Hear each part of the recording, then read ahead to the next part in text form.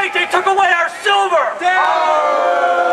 leaving us with a completely unbacked fiat currency that they could multiply at their will. Our founding fathers warned us that the price of liberty and freedom is vigilance. We didn't heed their call, but we are here today.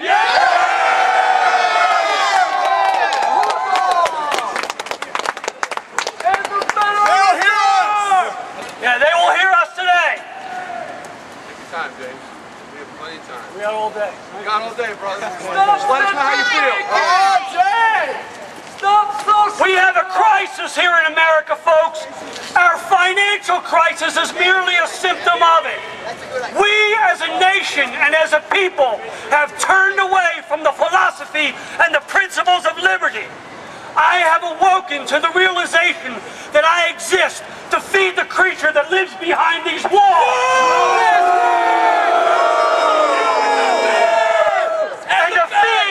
And to feed the voracious appetite of our politicians in Washington, who gleefully create one social entitlement program after another.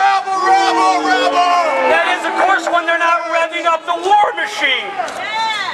But I'm awake now. Are we awake now? End the Fed! End the Fed! End the Fed! End the Fed! End the Fed! End the Fed! We all know, and we've heard a lot of politicians say this, and it seems to be catching on, but the Federal Reserve is no more federal than Federal Express. No more federal than Federal Express. The Fed is in fact a private banking cartel created by some of the most prominent bankers of its time. Fuck Morgan! Yeah! In 1913, we got the Federal Reserve Act. We also got the 16th Amendment to the Constitution, which many contend was never properly ratified. The Federal Reserve Act was passed by Congress, signed into law by Woodrow Wilson.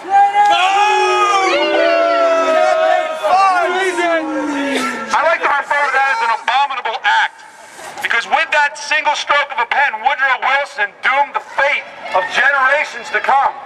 Until now! Until now. Woodrow Wilson enslaved the American people to a system of debt money at the hands of the international bankers, the very people that the alleged Federal Reserve Act was supposed to protect the American public from. My children cry. It did no such thing. We're here today to break the chains of slavery. To end the Fed. I want to end the slavery. I don't want to be a slave to a system of international bankers.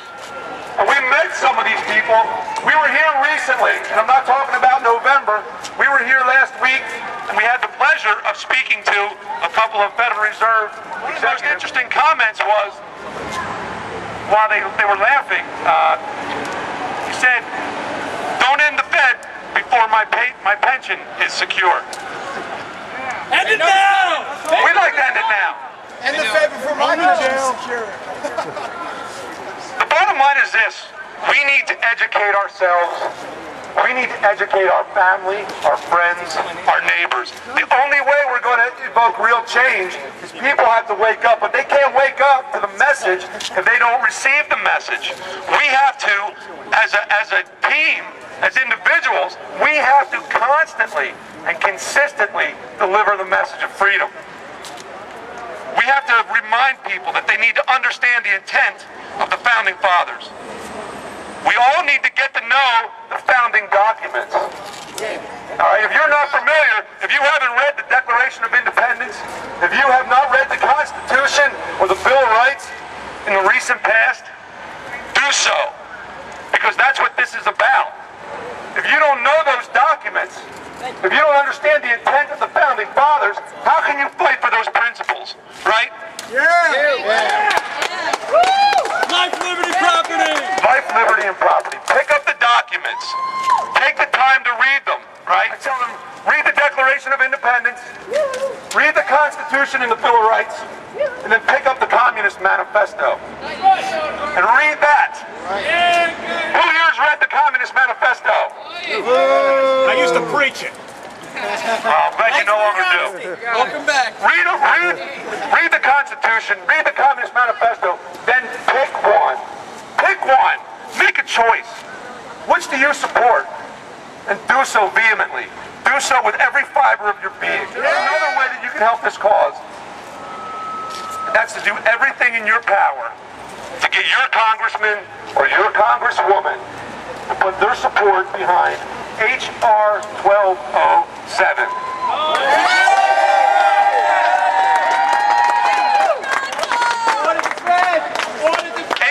H.R. 1207 is the Federal Reserve Transparency Act of 2009.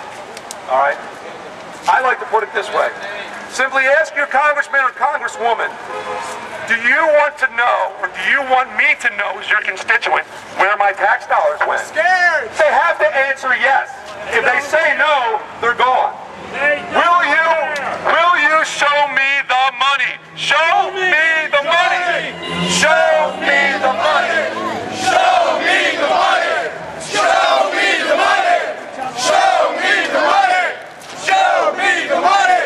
In doing so, when you ask them, if they say, I cannot co-sponsor this bill because I am not on the committee, we all know that's a falsehood. It's a lie. And remind them that many of the co-sponsors now, 92, are not on the committee. Remind them if they don't co-sponsor it, they won't have your support or the support of all the other people who know the truth. Because we've been spreading the word on H.R. 1207, but let us not forget H.R. 833. H.R. 833 is the bill to abolish the Federal Reserve. We'd all prefer that. The last thing I want to say is this. And I read this standing here once before, but these words resonate with me, and they mean a lot. Woodrow Wilson is the president that signed into law the Federal Reserve Act. Some years later, this is what he had to say about what he had done. I am a most unhappy man. I have unwittingly ruined my country. A great industrial nation is controlled by its system of credit. Our system of credit, privately concentrated. The growth of a nation, therefore, and all of our activities are in the hands of a few men. We have come to be one of the worst ruled, one of the most completely controlled and dominated governments in the civilized world. No longer a government of free opinion and the duress. No longer a government of free opinion. No longer a government by conviction and the vote of the majority, but a government by the opinion and the duress of small groups of dominant men. Cowards. We are controlled by a small criminal cabal, the international banking elite. Our government was formed as a constitutional republic where the rule of law prevails. We have transcended into an oligarchy where a few people pull all the strings. It's time to end that.